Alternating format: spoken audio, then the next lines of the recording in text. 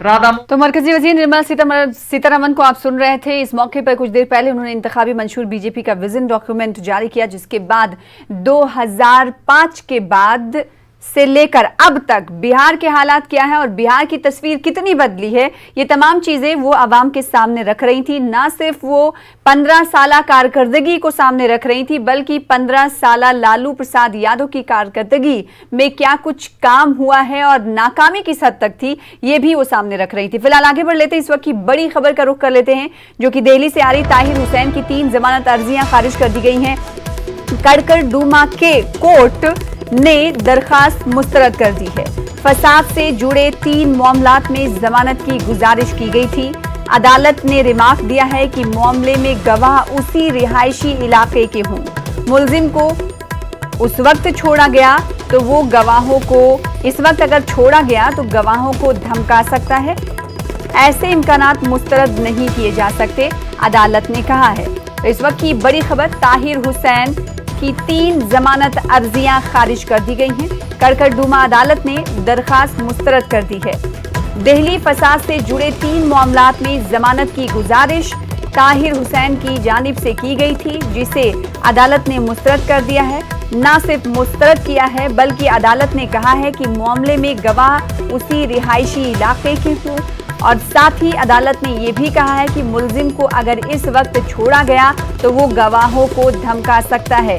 यानी गवाह उसी रिहायशी इलाके के हैं, लिहाजा अदालत ये कह रही है कि मुलजिम को अगर इस वक्त छोड़ दिया गया तो वो गवाहों को धमका सकते हैं, मुतासिर कर सकते हैं।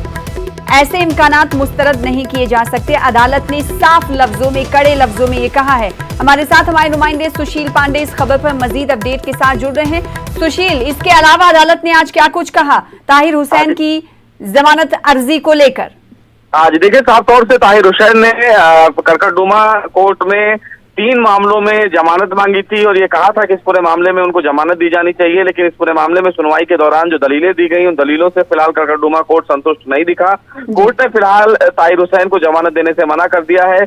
कोर्ट ने अपने आदेश में स्पष्ट रूप से ये शामिल किया है कि चूंकि इन 3 मामलों को अगर छोड़ दिया जाए तो 8 और ऐसे मामले हैं जिसमें ताहिर हुसैन दिल्ली हिंसा मामले में आरोपी हैं, जिस पूरे मामले की जांच चल रही है, और 3 जो मामले हैं वो उससे अलग है, लेकिन उस मामले में भी जो पुलिस की जांच है वो क्रूशियल स्टेज पर है। ऐसे में अगर ताहिर हुसैन जो इस पूरे मामले में की एक्यूज्ड है, जमानत दी जाती है तो कहीं ना कहीं वो गवाहों को इन्फ्लुएंस कर सकते हैं, जांच प्रभावित कर सकते हैं। इस मामले में अभी जांच काफी तेजी से चल रही है, मामले की सुनवाई भी चल रही है, जिसकी मॉनिटरिंग दिल्ली हाई कोर्ट कर रहा है, और ऐसे में किसी भी सूरत में ताहिर हुसैन को जमानत नहीं दी जा सकती है। कोर्ट ने फिलहाल ये अपने आदेश में शामिल किया है कि इस पूरे मामले में ताहिर हुसैन इस पूरे मामले के प्राइम एक्यूज्ड हैं, लिहाजा उन्हें किसी भी सूरत में जमानत नहीं दी जा सकती है। और इसी आधार को देखते हुए कड़कड़डूमा कोर्ट ने ताहिर हुसैन की जमानत याचिका को खारिज कर दिया, जिससे फिलहाल ताहिर हुसैन को अभी जेल में ही रहना होगा, और इस आदेश से कहीं ना कहीं उनके लिए एक बड़ा झटका जरूर साबित हुआ है। ताहिर हुसैन, जो कि जब दिल्ली फसाद बरपा हुआ था उस वक्त वो आम आदमी पार्टी के कोऑपरेटर थे और वो अहम मुलजिम बनाए गए थे, जिसके बाद उनकी गिरफ्तारी अमल में लाई गई थी। कई जगह उस वक्त छापे भी मारे गए थे इनकी गिरफ्तारी को लेकर, और अब ताहिर हुसैन को एक बार फिर से बड़ा झटका मिलता हुआ दिखाई दे रहा है, क्योंकि कड़कड़डूमा अदालत ने साफ तौर पर कह दिया है कि ताहिर हुसैन को 3 मामलों में जमानत नहीं दी जा सकती, चूंकि उसी इलाके के गवाह हैं, लिहाजा गवाह को मुतासिर किया जा सकता है। शुक्रिया हमारे साथ जुड़ने के लिए, तफसील से जानकारी फराहम करने के लिए सुशील पांडे।